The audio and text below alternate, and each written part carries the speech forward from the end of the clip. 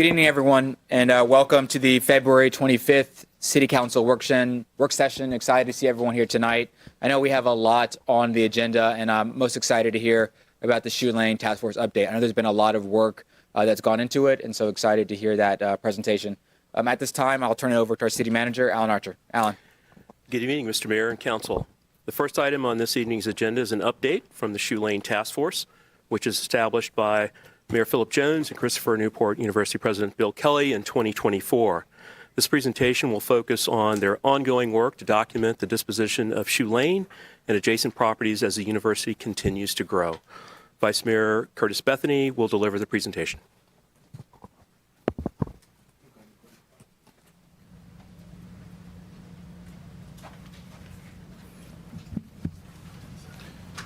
All right, look at this. We're going to switch it up a little bit.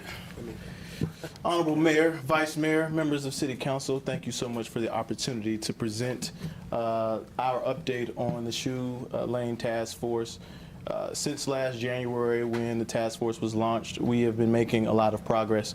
And so the Provost and I felt like it was a great opportunity to update not only CNU leadership, but also update council and the community at the same time. So with that being said, the first thing I want to do is thank CNU. You know, to do this or to undertake something of this magnitude means a lot. We are extremely grateful for the partnership, Quentin. So we are excited about the work that we've done and the work that's continuing to happen. And I want to thank Councilman Cleon Long also for his help in regards to being on the outreach side of this. Next thing I want to do is thank Bob and the City Attorney's Office, because they have provided a lot of support, and just want to say thank you, sir, to you and the office. And so next what I'll do is, long story short, we have been focusing on, we being city side, right, the outreach, coordinating with families both present who live near CNU and live on Shoe Lane and the neighboring streets, and also the folks that no longer live there. So those efforts are underway. A lot of progress has been made. And we have a couple more interviews that are scheduled. And at the end of this presentation, there is a call out to the community to ask for more participation for folks that have an experience in Shoe Lane, because we want to hear from you and add to this experience. And so I'll hand it over to the Provost to speak more of what CNU has been able to do, and of course our amazing two presenters who will come shortly. Quinn. It doesn't matter. You can choose. We're coordinating. Thank you, Vice Mayor, and thank the City Council, thank the City of Newport News. And let me just reiterate the commitment the university has to this project, to essentially uncovering and documenting the truth. That's what we are all about as a higher education institution. And we've worked really well together. We've worked hard to get to the truth, to document everything that we could document. Where we are right now, so we were established, as the Vice Mayor said, in 2024 in April. We spent the first several months trying to get ourselves organized. There aren't, as far as we can tell, there aren't any other cases like this specifically, right, at least in Virginia, and we can find very few around the country. There are a lot of universities and cities that are doing work on the development of the university, for example, as a result of slave labor and that sort of stuff. But there's not a lot of work being done on the use of eminent domain to build a university and to sort of and the development of the university like we're trying to do. So we were trying to figure out how to get started, and we basically divided our work into two parts. One was to document factually what we could about the land, and the other part was to understand the stories of the people who either lived on the land or currently live adjacent to the land. And so both of those projects are ongoing. What you're going to hear about today is part two, which is a comprehensive accounting of the disposition of the properties as far as we are right now. I may be off on this number. Dr. Finn will confirm it when he comes up here, but we've documented, as far as we can tell, 126 properties that were a part of Shoe Lane proper and who owned them, where they are, how much they were sold for, where they went when they were sold in terms of the real estate foundation to the university. The city attorney's office has helped a lot with this. And we have presented at the Uprooted Commission. We presented these findings to the University Board of Visitors this past month. And so now we're presenting them to the city. And we have talked about holding a public forum at some point in the near future when we get to a point where we can do that. Let me just shout out to, you're going to hear from Dr. Johnny Finn and a CNU student, Sunithia Tucker.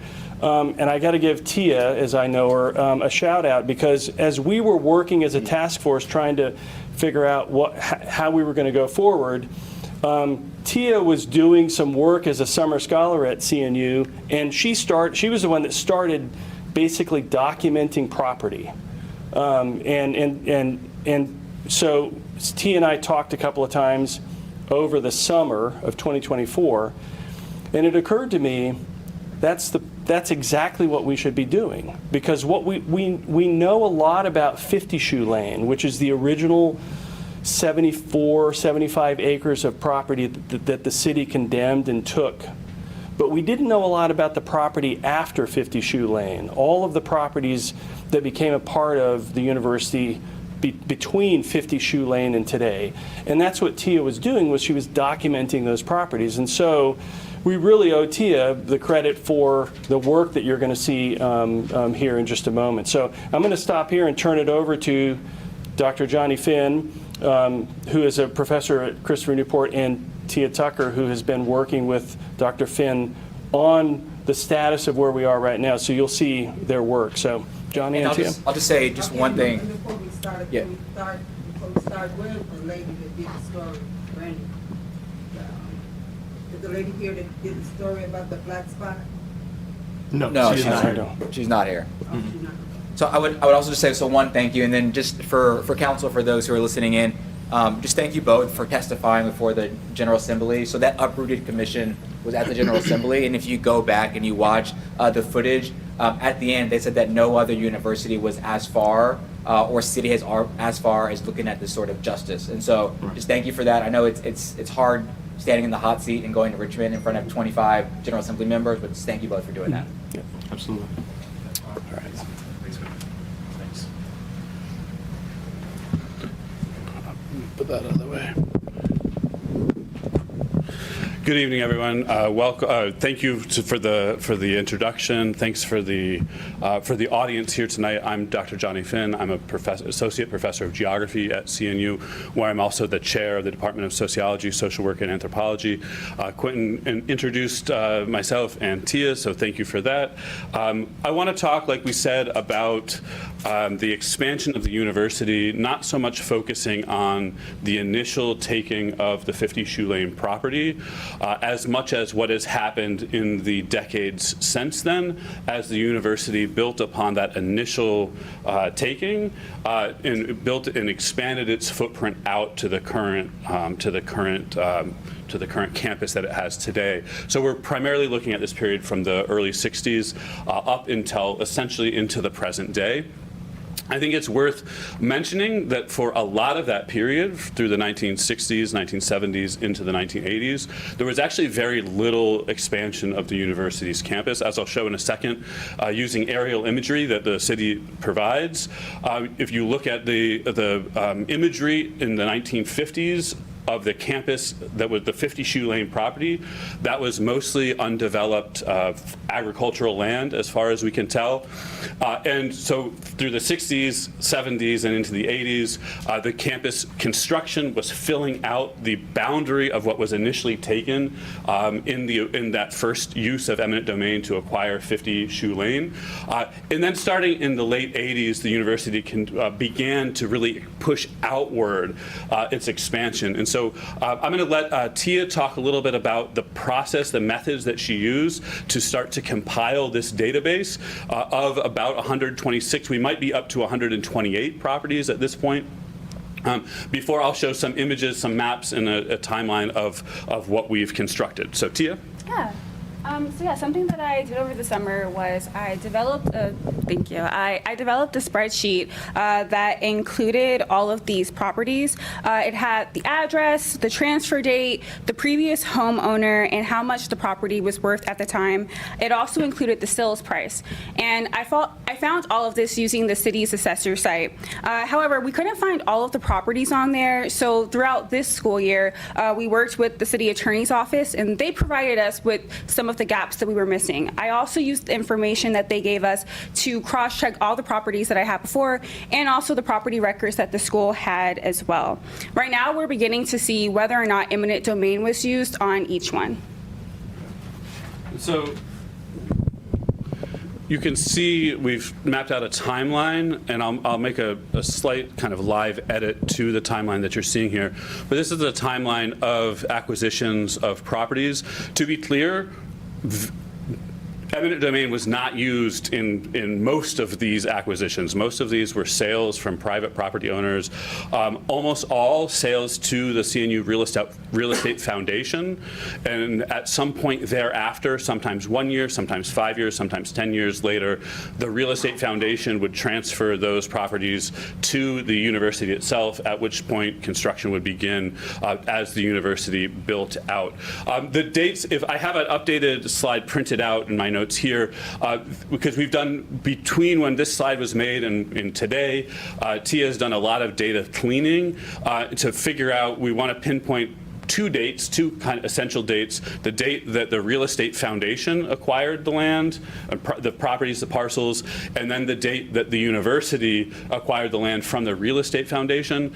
We think that the more operable date conceptually to think about is when the Real Estate Foundation, basically when the first date at which some CNU entity, whether it's the foundation or the university itself, acquired these parcels. And so what we'll see is that you would see really a kind of a larger peak during what we've called phase 2. To be clear, these are phases, these are titles that we've given this. This was not part of a university master plan of phases of acquisitions. We've given them this title. It's kind of just to organize our own thoughts. But what you'll see in the when we rescale the timeline is that the most of the property acquisitions happened in the early 2000s, although there was a big movement of actually building out, of transferring property from the Real Estate Foundation to the university and building out and changing what the land actually looks like in 2010, 2011, and 2012. We've built a series of maps. I'll pass out to the council members here in just a second a QR code of our kind of beta tested online interactive map. But we've built a series of maps. If you look at, this is the original outline of the university property overlaid over 1959 aerial imagery. And then keeping that same frame, you can see that the campus today has expanded in all directions out, and you can see the color-coded by those phases. In purple is phase 1. That was a large acquisition of Ferguson High School, along with some properties along Moores Lane and Prince Drew. Green is what we called phase 2. Red is what we called phase 3, and this is, I guess my laser pointer is not going to work. Here? Nope. The red, especially on the northern edge of campus, this was an acquisition of more than close to 50 properties in this area that was along Prince Drew Lane and Merritt Drive, a little cul-de-sac that was in there. That was, and this is where we'll talk about in a second, where we were able to find some evidence of the use of eminent domain to acquire some of those properties, which we'll talk about in just a second. Tia? Yeah, so in the process of researching, we learned that the CNU's Board of Visitors passed eminent domain resolutions covering 7 privately owned properties in 2004 and in 2005. In these instances, public use justifications were used for things like parking lots, athletic fields, and student housing.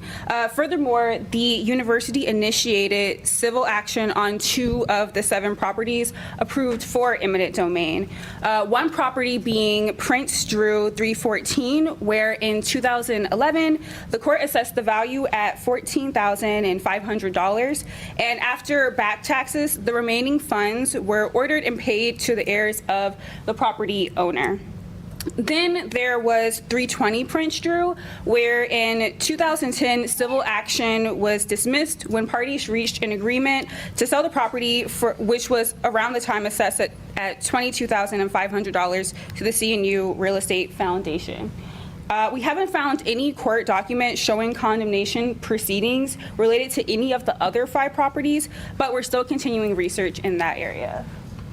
And what you can see on the screen now is the 2 different Board of Visitors resolutions dated in 2004 and 2005 approving the use of eminent domain to acquire or to begin the civil proceedings to acquire those 7 properties. And as you can see, it's the public use justification for these resolutions is for parking lots, athletic fields, and student access in one case. It's worth mentioning that in one of these 2, a memo was sent to the state AG essentially to ask for permission to proceed, and the AG wrote back that it was within CNU's legal power to move forward with this, though they did say, and I'm quoting here, that this is this is an extraordinary action vis-a-vis private property rights, and that they have no institutional memory of any college having employed condemnation at least since the 1950s. And that CNU has no immediate or compelling need for the land, though the university does have a long-range use for the property as a part of its master plan. And that's a direct quote from the memo sent from the AG to the university before proceeding with this.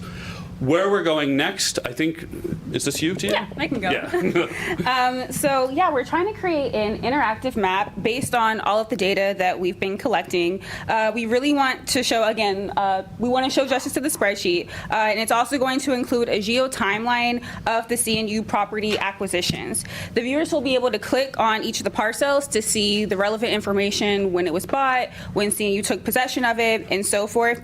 And we hope to have this done by the end of the spring semester, so early on. After that, we want to create a story map, which can kind of show you this kind of like more narrative approach about all of the historical evidence that we've been documenting. Viewers will be able to scroll through the map and see the property acquisitions within different phases, and it'll be in a cascading online kind of format. And this will really aid in, demonstrating the story on another level, so it's not just a whole bunch of numbers thrown in a viewer's face. And we hope to have this done by later in the spring or early in the summer of 2025. Of course, we really want to make this accessible to the public, as it was a huge issue with, getting the story out there in a way that everybody could understand and get to easily.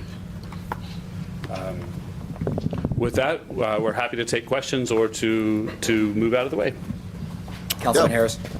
Do you have a number of the people that have interviewed that were impacted by this project? So that's part of the task force, but not part of what Tia and I are working on. So, Oh, well, can somebody answer that? Yeah, because my question is, as we talking about questions, you know the story of the black spot. with Sure, Brandy, right? sure. And so, Dr. Quinn, I know you know all of the history of black people that have been forced out of housing because of white establishments, right? Yep. I know you know that. Yep. Because we've talked on several Yes, we have. times. So what I would appreciate, and you with Dr. Quinn, good to see you, is as we talk about this, we have to talk reality. We have to talk reality, that CNU had a chance to get their university somewhere else, but they decided to move all these black families out. And where's the Johnson family? Are they here? No. The Johnson family that was quoted in the story of the black spot. Yep. So for me, as a councilwoman, I don't want us to move forward with this story without telling the true story.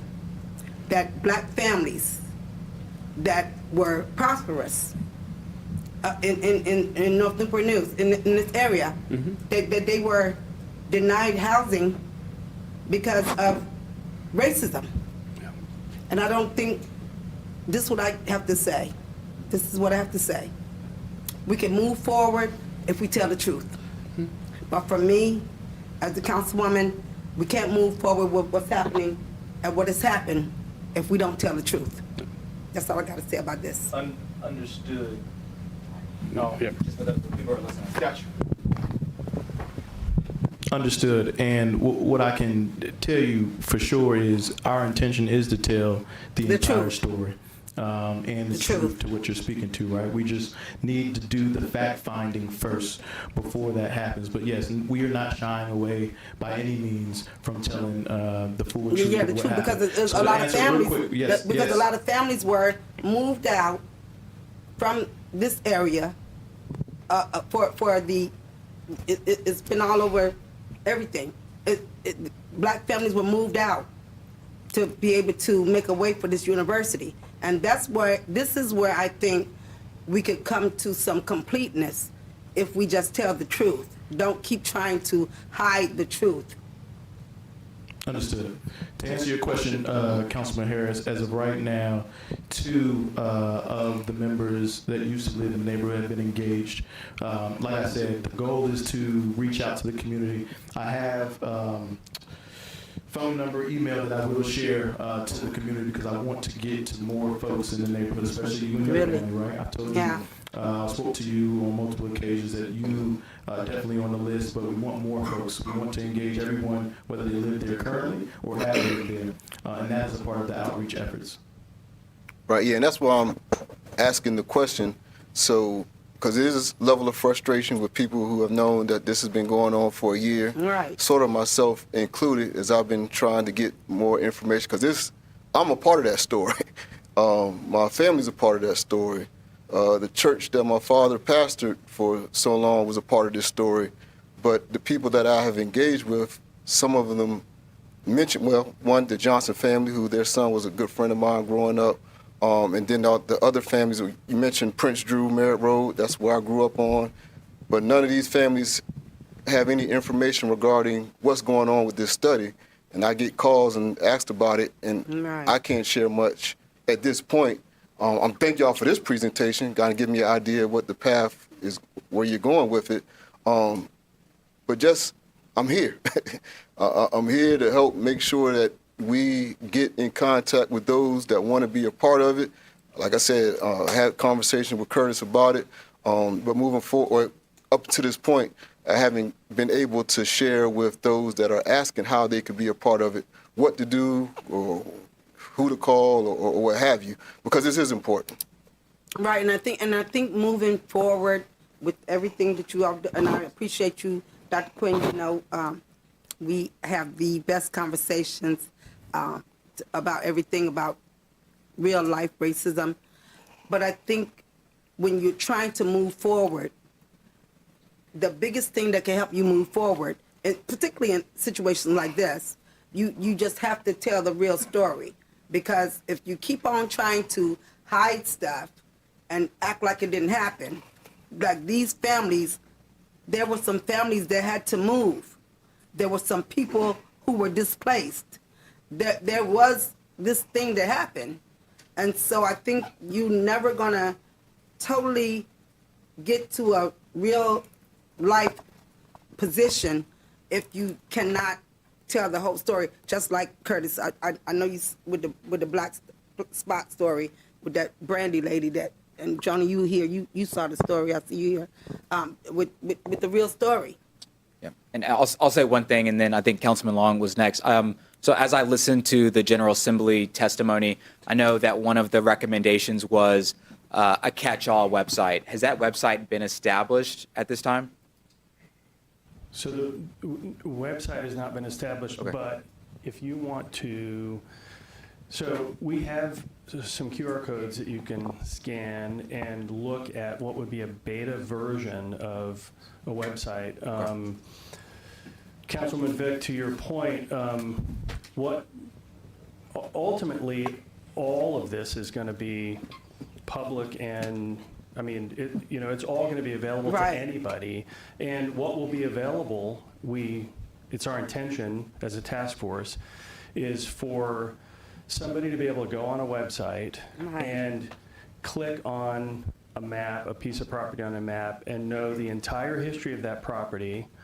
And if we can successfully reach out and make contact with former residents of that property, if we can interview them, if we can have their stories, that will also be available there as well. So Yeah, because some of them the- still living there. Right, this isn't directly related to the task force, but the university president has met with the 5 families that are still living Right. adjacent to the campus as a part of sort of community relations with the university. But that's our goal. We've never deviated from the goal of essentially telling the whole story and nothing but the whole story, and so that's our goal.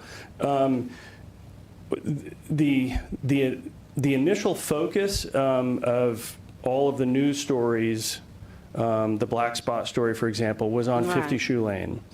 And 50 Shoe Lane will be one of the properties that, with this interactive map, you can click on, and you'll have all the documents of the condemnation of 50 Shoe Lane to move what was then Christopher Newport College to 50 Shoe Lane, to that property. You'll also have, if we're successful at this, all of the city council minutes and all of the city council discussions that we can Right. find, because it was the city that condemned that land. It wasn't the university. The university didn't exist then. We were a college of William and Mary at that point. We'll have all of the Board of Visitors documents from William and Mary, 50 to 75 letters that people in the community sent to William and Mary's board, Right. arguing against William and Mary, asking the city to condemn the land, to move the college there. So all of that will be there, along with everything that the university has done in terms of its expansion in the 80s, 90s, and 2000s. And so it's still based off of that grant from WHRO? Can I Is say that what you're operating yeah, on? Let me speak. Okay. I'm on the task force too as well, and I think what this presentation really is an interim report for what has happened. And we've done a lot of work with gathering history because a lot of us came on the task force not knowing the full picture. We Okay. have that WHR report, but we wanted to understand what was the truth. Now, as Vice Mayor Bethany reported out, we are trying to do outreach, and this is a part of the next step is to actually have outreach for people that want to come in. But we have, and we want, and we desire to meet with the families that have been harmed or affected by this instance. So to say that we're not going to get to the full picture, we will get there, but it's going to take a little longer time period because, as you may know, there are a lot of people that have had pain and has issues dealing with this, Right.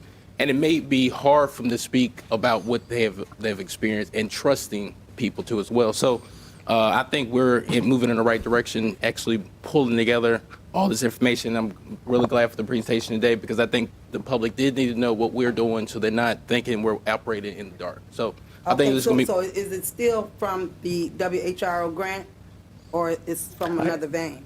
I don't know what you're talking about, a WHRO grant. Well, because from the story, from the Black Spot story, there was a grant from WHRO that asked some people to, apply for this grant to see in what communities have these things happen, that some black communities have been moved because of white institutions.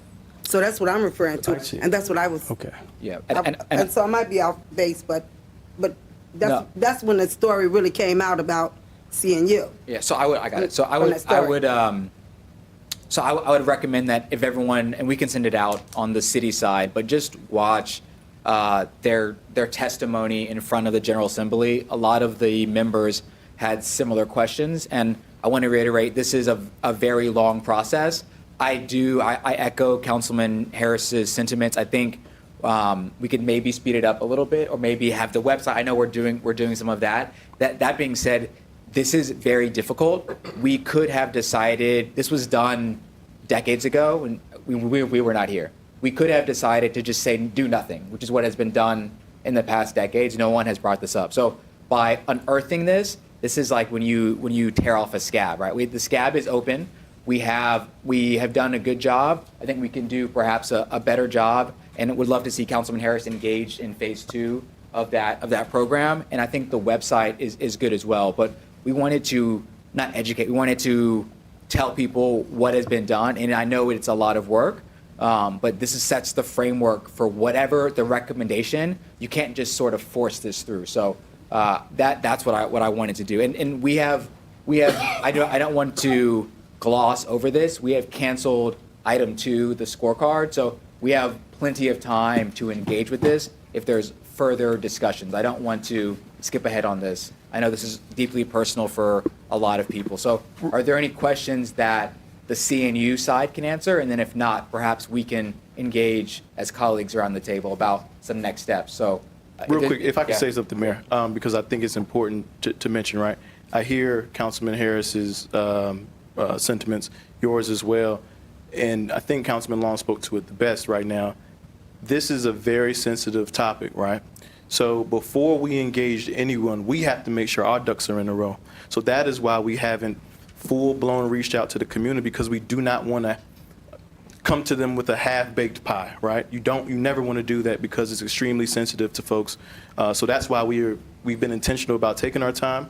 But right now is a great spot for us to be in. So that is why we are engaging. So with that said, before the questions come, for the community, that anyone that knows someone that is impacted or that has been impacted by Shoe Lane, whether they live there currently or have lived there, if you could please reach out to Shoe Lane Task Force at gmail.com, or you can call 757-837-2843. We would love to hear for you. That's all I got. So is there any last questions for the CNU side of the House? And then we can probably have internal dialogue. So I'll go around the table if there's any questions from City Council. Councilman Coleman. I just have one question. Thank you very much for the presentation. I appreciate being brought up to speed on this. But my question would be, do you have all the resources that you need to move forward, maybe to the points of the other council members, to start to speed up the process? Are there any, like I said, resources or help that the city could provide to the task force, or are you good to go? So far, the resources we've needed, we've been able to have. The university has funded the things that we need to fund. The city has funded the things the city needs to fund. The city attorney's office, I don't know how many labor hours were involved in that, but it was an enormous amount of work. The next big lift is going to be building out this webpage. The university is basically funding the part of it that we need to fund to have that built out. And so are you in contact with maybe I'm out of line, with the WHRO people? I got it. So no, they're not in, You're not in contact with their board. They're just internal. I think the only. So do y'all know about the story of the black spot? Yeah. We've all read it, yes. Yeah, okay. So Yeah. are y'all contacting them at all to just, because they had the families like the Johnson families. Yeah. So I would think that it would be imperative that you are in contact with the Johnson family and the people on that story. Yeah, we just said we engaged all the families, and the president met with the families as well. Okay. I think we're good on the CNU side. Thank you. And then we'll just sort of open it around the table before we go to the next agenda item.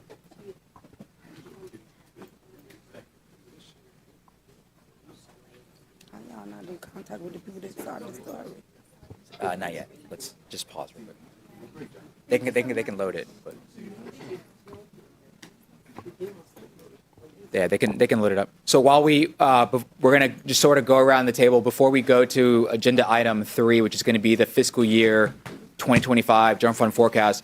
Now is the time as council to talk about if we, website, if we need more city resources, sort of all things Shoe Lane are on the table right now. I know some people, we started this a year ago, but it's in your district. So I think it's good to be brought up to speed. So is there any comments from City Council on Shoe Lane? Yeah, so I think it was a great question about the resources, right? But as the mayor mentioned earlier, no one has ever done this before, right? So it's hard to identify what exactly you need from the very beginning. But as we've been progressing through this, right, we needed help. So I went to the city attorney's office. We were able to do that. That has been a game changer to what we're doing. So as we continue to go through the process, we're going to identify more things that we need. But until we go through it, we won't really know. But it's a great and fair point. And best believe I will utilize and ask all the city resources that we have available to us if the time arises for it. And this is open discussion if anyone else has anything on Shoe Lane. Because what you trying to do from the Shoe Lane thing? What is your goal with the Shoe Lane thing? What do you mean? Like, yeah, what is your goal with the, with the committee for the Shoe Lane thing? Like, what is your goal? Or what is the committee's goal? So the goal would be that we'll bring back recommendations to council and to CNU to move forward. Only thing the task force can do is provide recommendations. There's not going to be Right. action provided by council or CNU. side. Okay, so we're looking for recommendations about what has happened in the past? Say it again. Well, are we looking for recommendations that it's happened in the past? Or what are we looking for The recommendations task force for? is going to provide recommendations based off of our findings. Okay, good. Thank you. Is there anything else from the Shoe Lane matter? I agree. I know a lot of work has been done. I do think it's been a year. If we can not speed it up, that's the wrong word, but I think if we need more resources, let's do that. But I think the website is a good framework. I'm not sure the timeline on the website, but I know a website is what the General Assembly asked for. And so as we build this out, let's get the website built, because that can be the sort of one-stop shop as this thing continues. And then that's all I have on Shoe Lane. Yeah, Councilman Long, we got time. Yeah, I want to say this. Something like this is sensitive in nature. Right. We got to be methodical in an approach.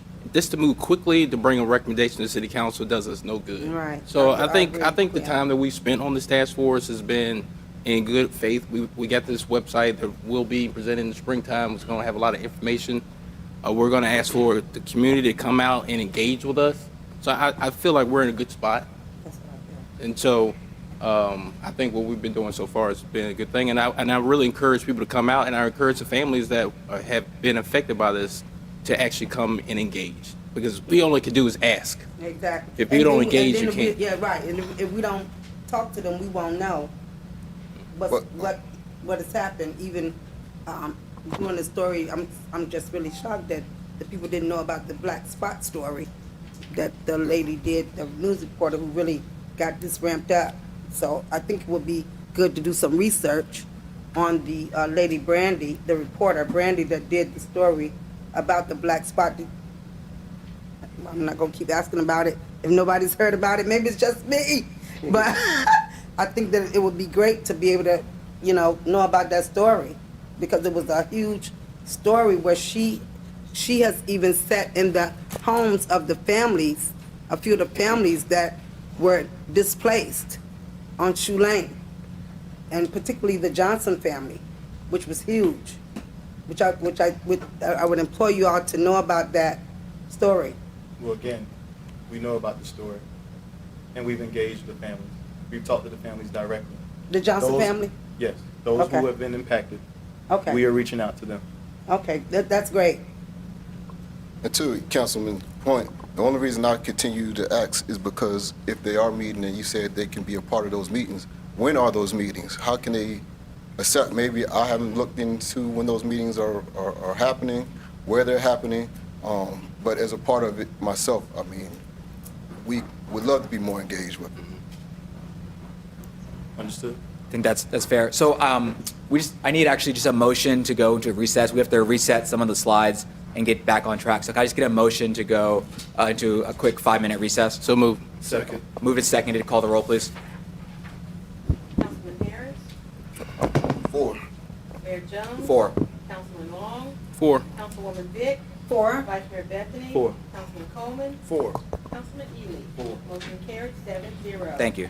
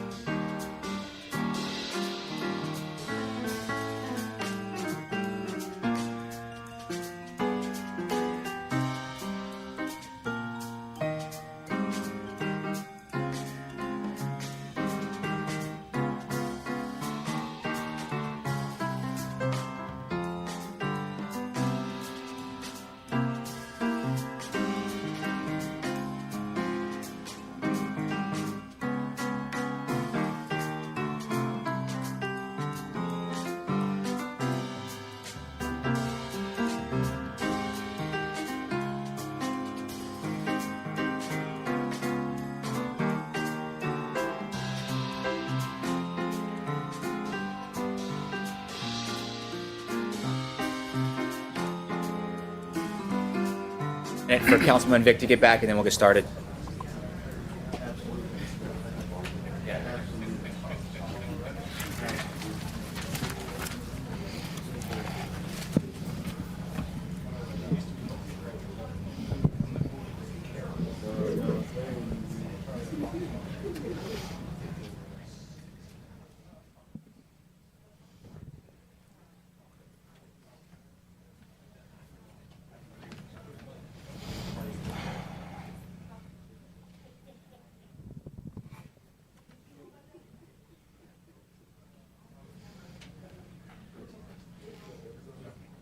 Okay.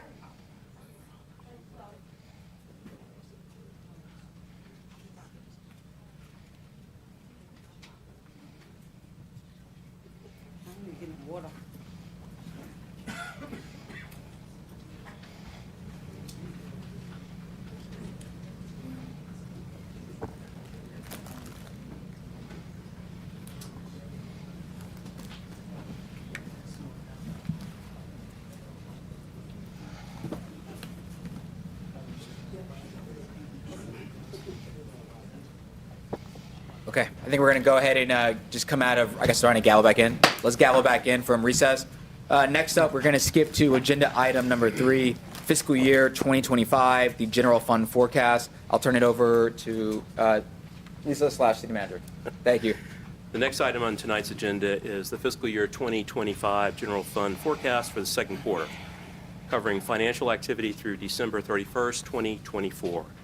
This quarter is particularly significant as it includes the first half of our most important revenue collections, providing key insights into the current fiscal year trends. Lisa Cipriano, Director of Budget and Evaluation, will deliver the presentation. So good afternoon, City Council, and thank you. I'm going to go very quickly to get City Council back on schedule. We will just be talking about the general fund budget for FY25 at $624.2 million. As the city manager indicated, this is when the majority of our major revenue drivers come in. Real estate is lagging just a teeny bit. We believe that in part it's due to the increased number of disabled veterans that are taking the opportunity to have tax relief. Personal property tax, specifically delinquencies, are trending much higher than we had budgeted. They're over $2.7 million higher than we had anticipated, and machinery and tools, again, is a little lagging at this particular point. This particular budget was built to recognize declining inflation, which has yet to happen. We've seen it in the last couple of months creep back up and be particularly sticky. And as such, we are collecting higher sales tax and meals tax than we had budgeted for. These amounts at $34 million and $33 million for sales and meals tax are a little bit lower than what we had actually collected by year end at 24, but we're looking to exceed those as well. The tax on deeds is very important because current traditional mortgages are at the 7% level, and we were anticipating that at that high level there would be less turnover in the housing market. That has not proven to be the case. It's almost as if home buyers have gotten used to the higher rates and have understood that we're not going back to the 3% mortgages and have gone on to move on properties that they're interested in. The upcoming month of March is very important for us because that's when we collect our B-poll taxes, which actually indicate another pulse or heartbeat of how our economy is doing locally. As such, we are right at what we projected for revenues for the fiscal year. We're slightly more than $500,000 over the $24.2 million at this particular point. So we're very, very close on where we will be projected by the end of the fiscal year. So what we can control is the expenditures. We are controlling everything except for contractual services. We've seen a couple pressure points. We've seen expanded security costs. We've seen expanded public works disposal costs, and we've seen some additional costs in contractual labor because we have this large vacancy savings. As such, we are just below $5 million in expenditure savings at this particular point. Combined, we are at slightly more than $5 million. This is very important to us at this particular point because of all the conflicting information and conflicting directions that we've received from the federal government about how changes may affect us. So where we can, we will be slowing down our expenditures to prepare for that. We've been taking an inventory of our federal dollars that are out there both for projects and for operations in preparation for when we have definitive messages and directions from the federal government on where we will be going. So right now, we're just above $5 million in a projected savings. So any questions? Councilman Long, and then I have two on my end. Yeah, so in prior years where we had surpluses, were we at the same place in second quarter with that surplus? A little higher because those prior year budgets, the last three budgets were built for a recession. So we held back on our sales tax, we held back on our interest earnings and all of that on our estimations, but we actually collected more. So what we did for this particular budget is up those revenue estimates, anticipating that we would have lower inflation, so the costs would be lower. Hasn't happened yet. Okay. And a second question, the machinery and tools tax, you said we were off by $1.5 million. Mm-hmm. What's the reason? Did you say delinquency for that Yeah, item? there's some delinquencies out there that have yet to be collected by the end of December, and I'm watching to see when those are coming in. Okay, The so it's not treasurer- loss of business, it's just delinquent No, taxes? Okay. just delinquencies. And I think that's a perfect segue. I sort of have two items. So number one, I know I asked for it the last council meeting, and I don't need it soon, but the delinquency report, right? I think that's important. I know when I talked to the city of Hampton, they were able to recoup a few $1 million from individuals that haven't paid in a long time, and so I don't think we as a body have visibility into what the delinquency is, either number of users or the total amount that's out there. So if we could get some sort of report, whatever the treasurer thinks and Commissioner Revenue thinks appropriate, if it's 2 years, 3 years, just a sort of executive level summary of like how much money is out there and by like a limited amount of people. That's number one. And then Mr. Manager, number two, I know talking to Councilman Coleman when we were talking about the leave pickup and some contractual services. I think we're going to see a rise in the number of contracts that the city uses. I think it would help City Council if we could know, and once again, don't need this by next week, but would love to know consulting contracts, public works contracts, just like what is the total amount of money that we use. If we could see that over the last 2 to 3 years. Basically what I'm trying to see is, has there been a rise in contracts, and is that rise of contracts being offset by the, what's it called, Lisa, the vacancy, was it accrual, what's the word? Vacancy savings. Yeah, the vacancy savings. And so what my gut tells me is that we're starting to spend a lot on contracts, and the issue with contracts is that you renew them every year, and so it eats up more of the budget. So I'm just want to be mindful of that, is the report from the treasurer / Commissioner of Revenue, as well as the contracts and consulting would be helpful as we go into the budget and go into next year. Vice Mayor. Real quick, because, Mayor, the conversations came up during our Finance and Government Performance Committee meetings. If that's something that you want to task us with, we can, or if that's something that you want immediately, I'm just offering that is something that we already discussed too. Okay, perfect. I think we can probably do it in parallel. I think the easiest thing is going to be to pull the treasurer reports, and then it may take a little bit of time for the contract, but I can turn it over to Alan if you have any comments on that. We're working on both reports in anticipation of the council wanting to know more information about both the scope and the span, the depth of contracts that the city enters into, which cover a variety of areas from professional services on down to specialized training. We are actually discussing the formatting and the data necessary to provide that report to council at this time. So production of that report is underway, and then you should also have the previous report that you requested on delinquency at the last city council meeting here very shortly as well. Yeah, Mr. Mayor, if you Councilman don't Vick. mind, I also want to first commend the Public Works, Frank James and your department as we weathered through this storm of the snow, how efficient your department was in getting all the snow off the streets. But as we're talking about this too, I know for some years when we had the city farm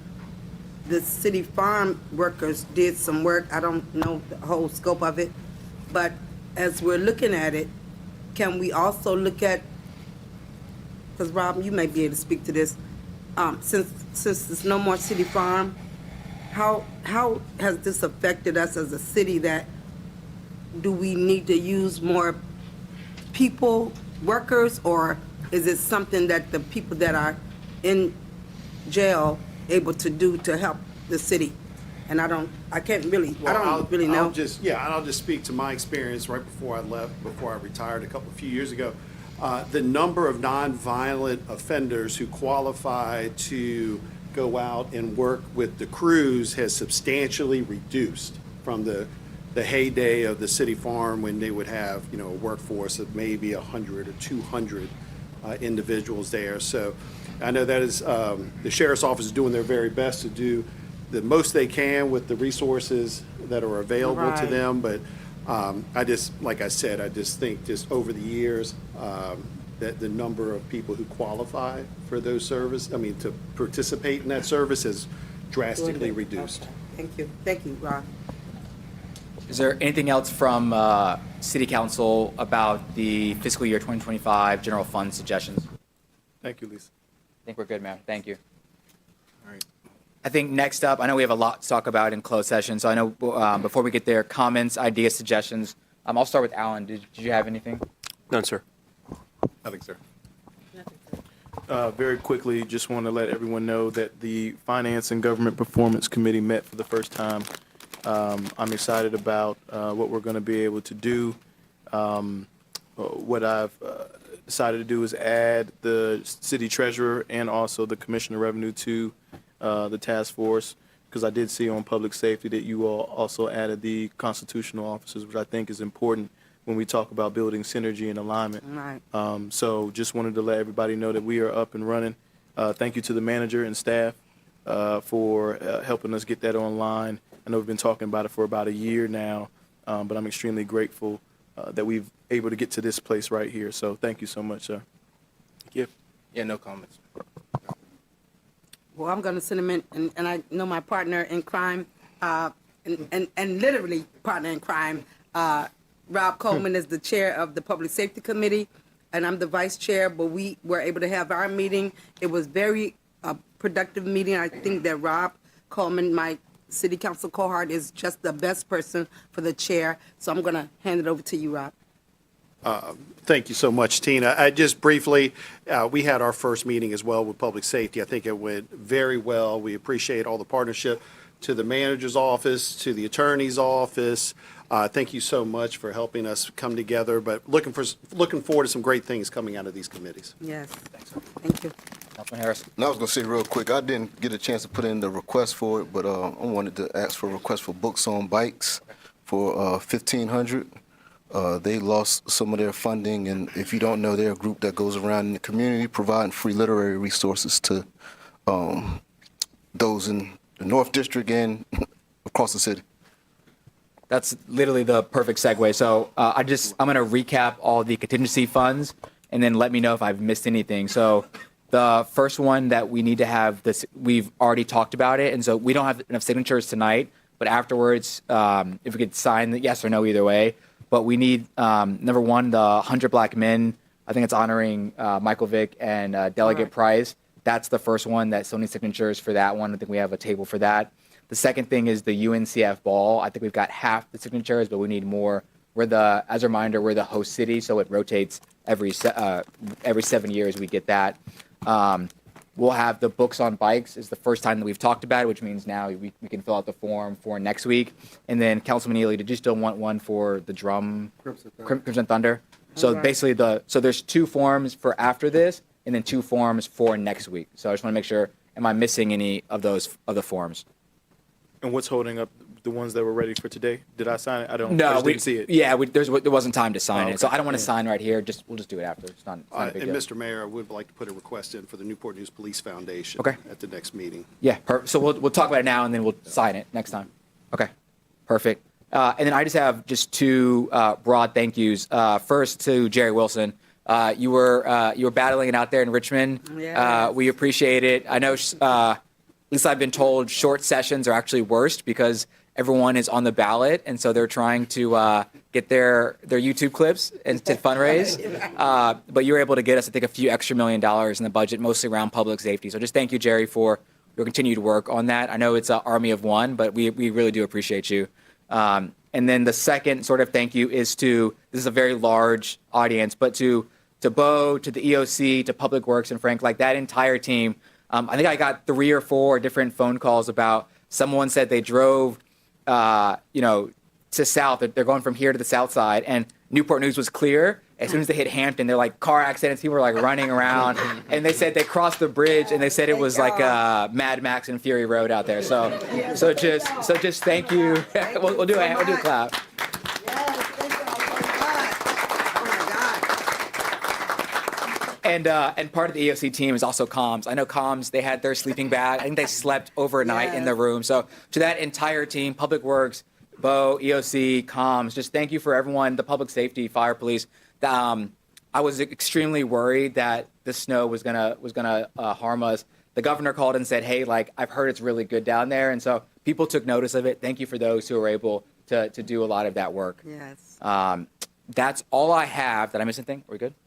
Okay, we're good. Don't worry. We're going to the city scorecard. I don't want to rush. I want to get into closed session, but there's a lot of good information in there. I think the ones that just take a look at it again. I'm sure we'll put it back on the schedule here pretty soon.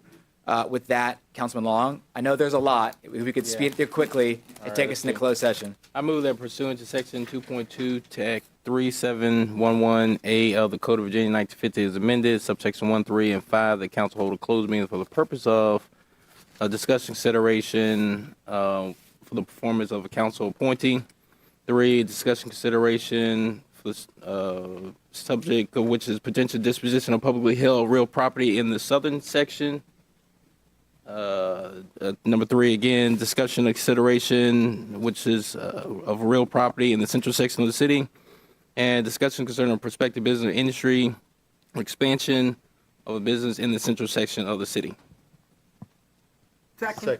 Moved and second. And call the roll, please. Councilman Harris. 4. Mayor Jones. 4. Councilman Long. 4. Councilwoman Vick. 4. Vice Mayor Bethany. 4. Councilman Coleman. 4. Councilman Ely. 4. Motion carried 7-0. Thanks. Let's just have all of council stay behind for the first one, so we could get everyone out. Thank you so much. Appreciate it. Frank, thank you, Frank.